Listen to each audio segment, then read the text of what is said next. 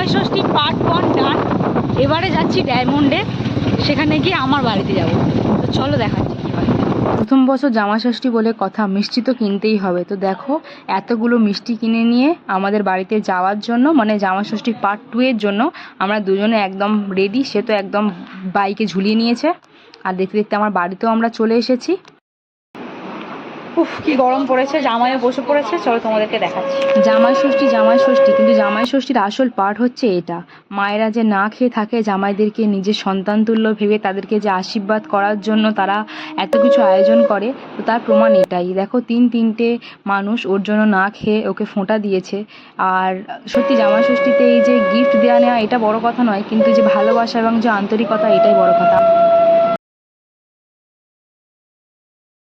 এদিকে জামাইয়ের জন্য এত আয়োজন আর জামাই দেখো ফোনে ব্যস্ত। যাই হোক, দুপুরের পর্বতে কি আছে দেখে নাও।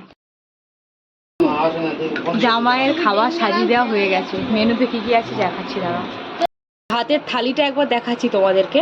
এখানে আছে আলু ভাজা, এটা বেগুন ভাজা, পটল ভাজা, স্যালাড, বাটা মাছ ভাজা বড় সাইজের, এখানে একটা শাক, ওপরে লেবু দিয়ে সুন্দর ডেকোরেশন করে দিয়েছে। এখানে আছে মাছের মাথাদের ডাল, এটা আছে পাবদা মাছের ঝাল, এটা আছে দই কাতলা, এটা আছে চিংড়ি মাছের মালাইকারি, মাটন, চাটনি, মিষ্টি, সন্দেশ।